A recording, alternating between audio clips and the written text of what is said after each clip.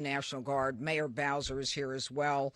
We have Frank Saldana of the DEA, Chris Hecht of DHS, Executive Assistant Chief Jeffrey Carroll of the MPD, Darren Cox of the Washington FBI Field Office, and a Special Agent in Charge, Samuel Ward of the ATF in Washington. Now, I want to provide you with an update on the tragic shooting that occurred on two brave members of the West Virginia National Guard as they served in Washington, D.C. Unfortunately, today, as most families join together to give thanks for the blessings that have been bestowed upon them, two families are shattered and destroyed and torn apart as a result of the actions of one man. First and foremost, our hearts go out to the victims and their families.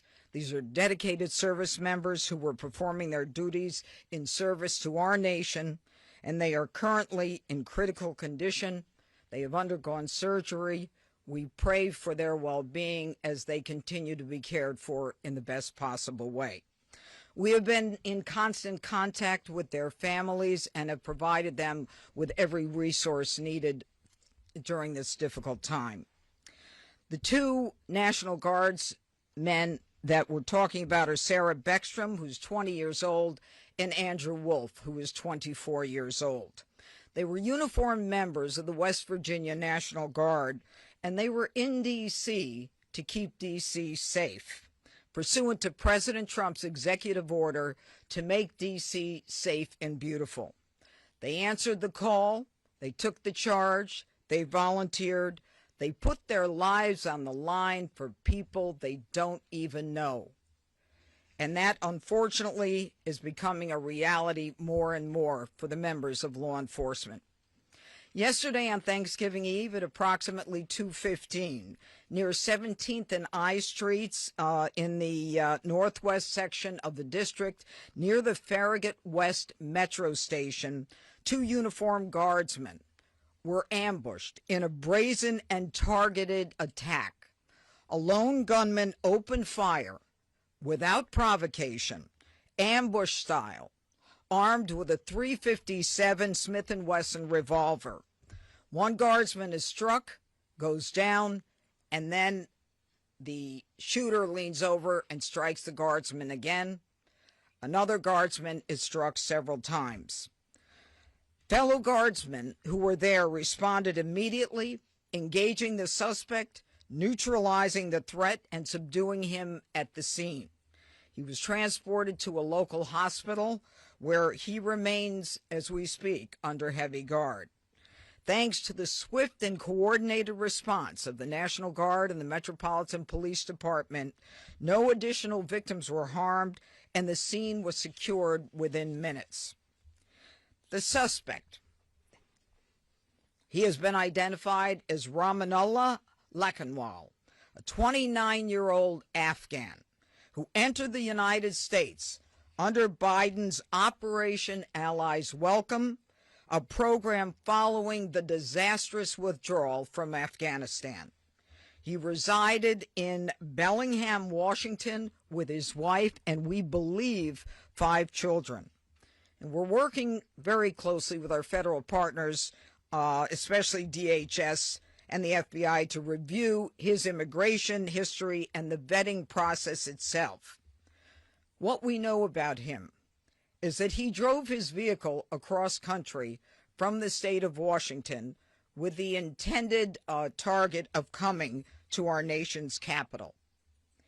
As we stand here today, the charges that are appropriate right now are 3 counts of assault with intent to kill while armed, a violation of D.C. Code 22-401 and D.C. Code 22-4502.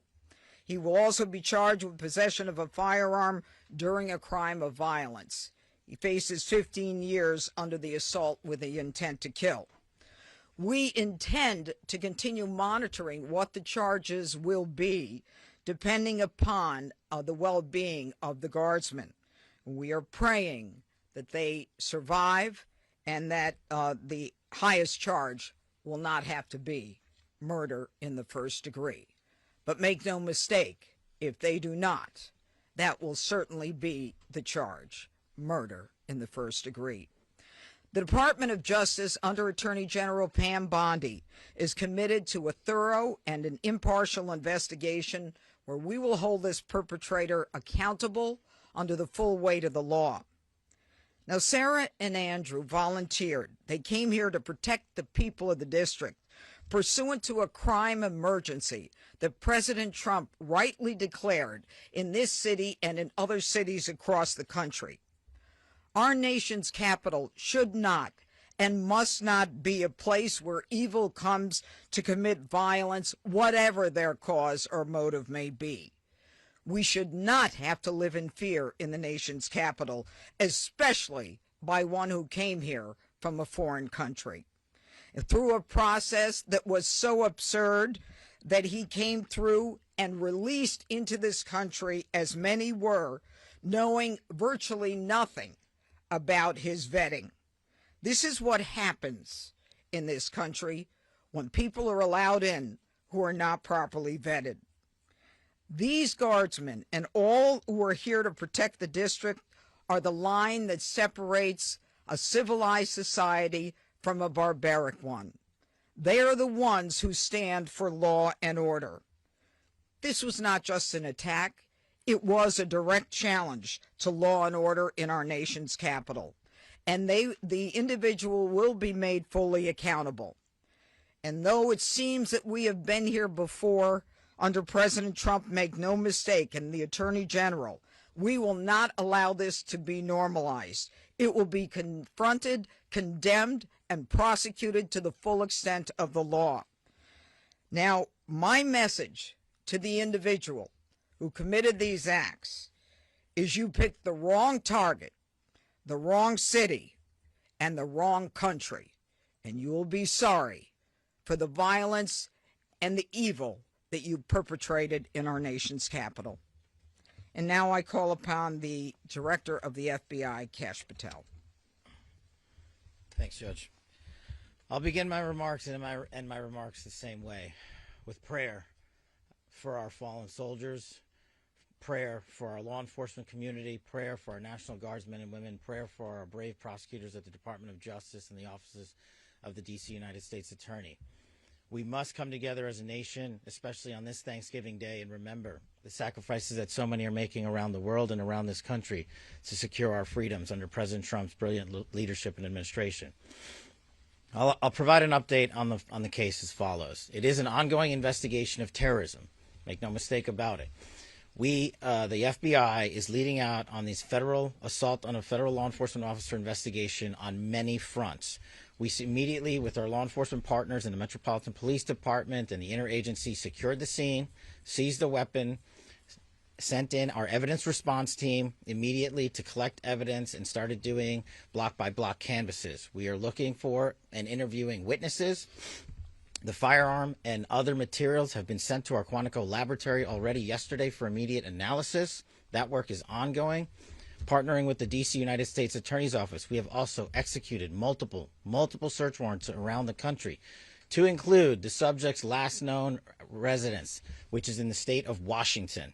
The search warrant was executed on that house last night or early this morning, and it is an ongoing process. All the individuals found in the house have been interviewed, and some interviews remain ongoing. We will not stop until we interview anyone and everyone associated with the subject, the house, and every piece of his life.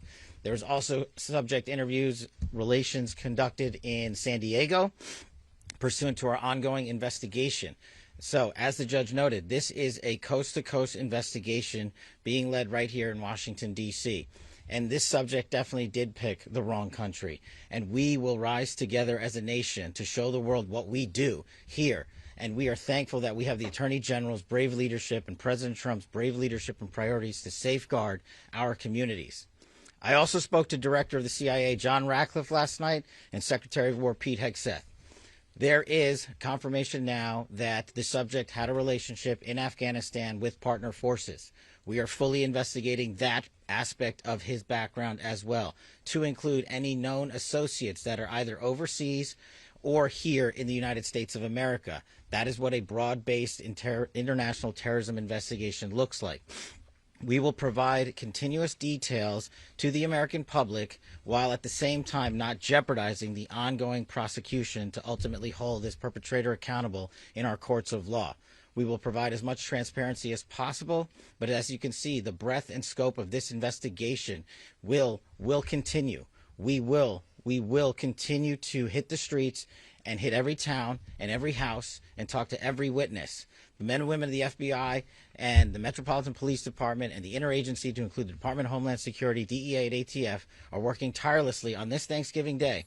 And I know just by talking to the leaders behind me that instead of going on and being with their families, everyone rogered up and showed up to work today. And none of them want to go home. That's the resolve that we have together as a team to bring to you justice for this heinous act of terrorism here in our nation's capital. And as the judge said, we will ensure that our law enforcement partners are out there in full force to make sure the world can enjoy our nation's capital. We will not let this heinous act of violence prevent people from visiting our beautiful nation's capital. And we will also continue to highlight any evidence that we can publicly. And as the judge said, this individual is in this country for one reason and one reason alone: because of the disastrous withdrawal from the Biden administration and the failure to vet anyway, in any way, shape, or form, this individual and countless others.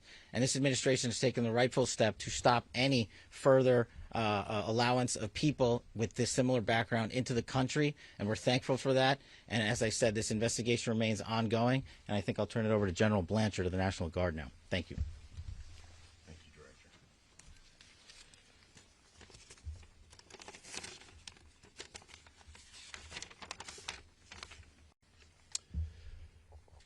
All across America this morning, families are waking up.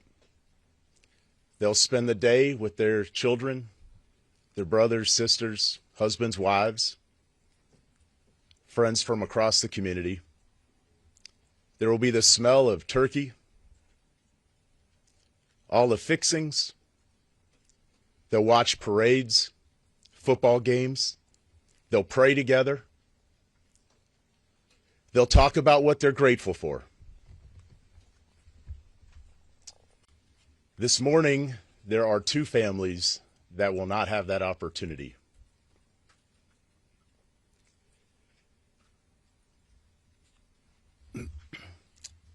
Andy and Sarah's families, they're spending the day reflecting on the past. And in the days coming, they'll reflect on and think about what could have been, what might be. Because regardless of the outcome, we know that their lives, their families' lives are all changed forever. Because one person decided to do this horrific and evil thing.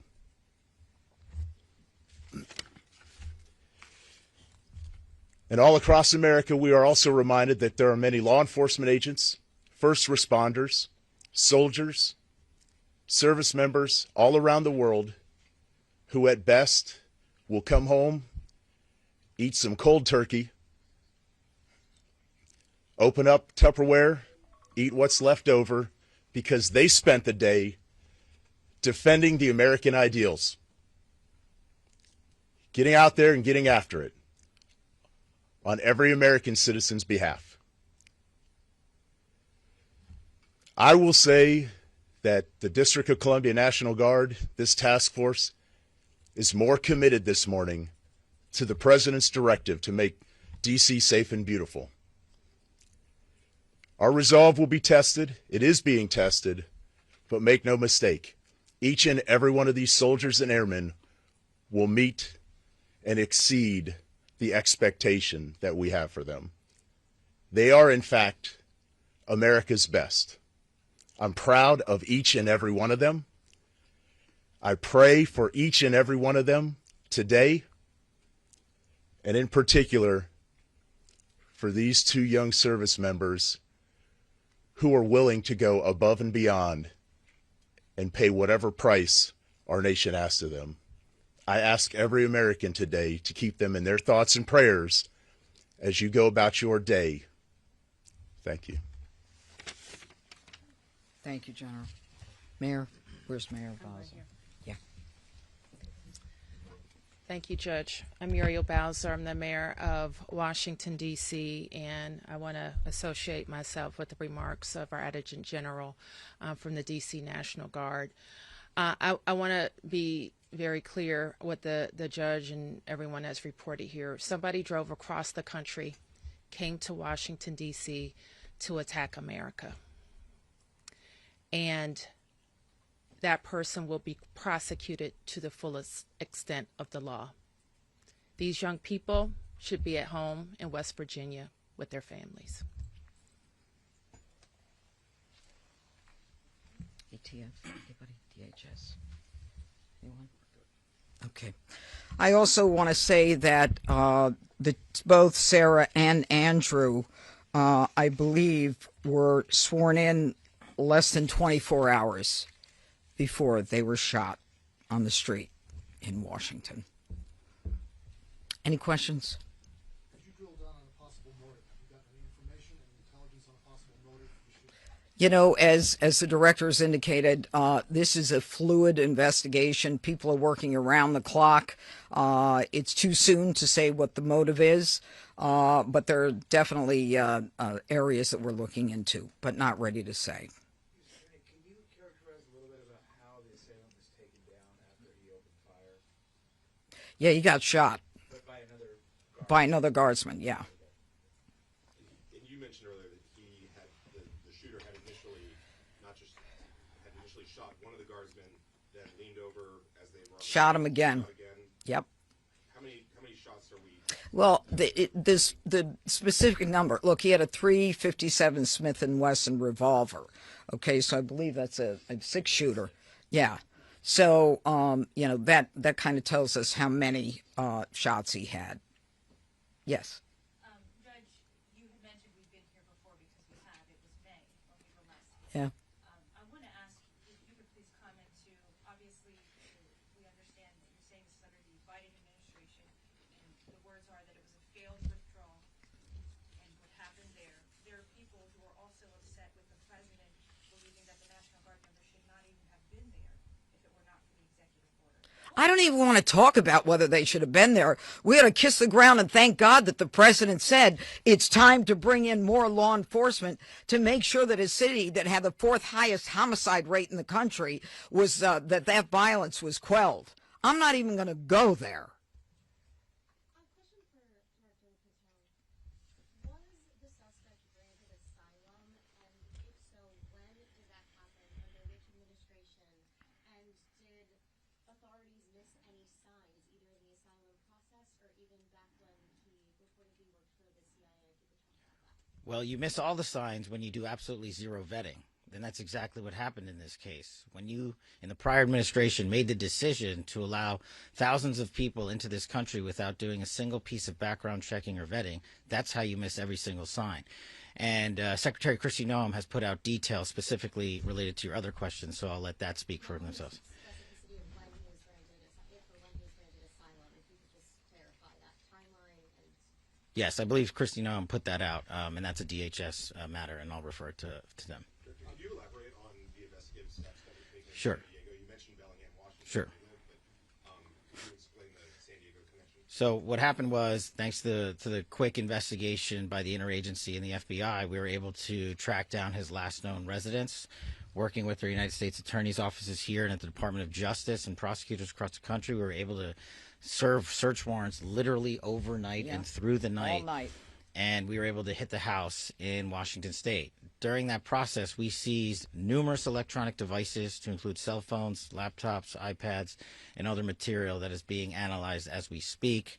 Pursuant to that investigation and any known associates of the subject and of that house is how we ended up in San Diego, where interviews were conducted and are going to be continued to be conducted. And we will go anywhere in the country or the world where the evidence leads us. Are there accomplices, relationships in San Diego that you can talk about? All of that is an ongoing investigation. Can anyone give an update as far as Sarah and Andrew, who were injured? You say critical condition. Can you give anything beyond that? Are they expected to make it? Is it touch and go? Can you tell us a little more about how they're doing? And the full spelling of their names, please. It is Sarah Beckstrom, Beckstrom, and Andrew Wolf with an E, Wolfe. Okay, and Sarah Beckstrom, S with an H. Okay, now with respect to their medical condition, as I said, they are receiving the finest medical care. Their families are with them now. They are critical. I think you understand the meaning of that. It's not clear, how this is going to end up. But let me be perfectly clear about how it will end up in this office. If one of them is to pass, and God forbid that happens, this is a murder one. Period. End of the story. We are praying on a day like today when families come together in America and they hold hands around the Thanksgiving table. I beg you, I beseech you to pray for these two young people that they survive. Okay, I think that's it. Yeah. Thank you, everybody. Happy. Yeah, we're not going there. We're not going there. No. Thank you. Decision not to charge him as a terrorist? What about the asylum process that led him to get asylum under the Trump administration?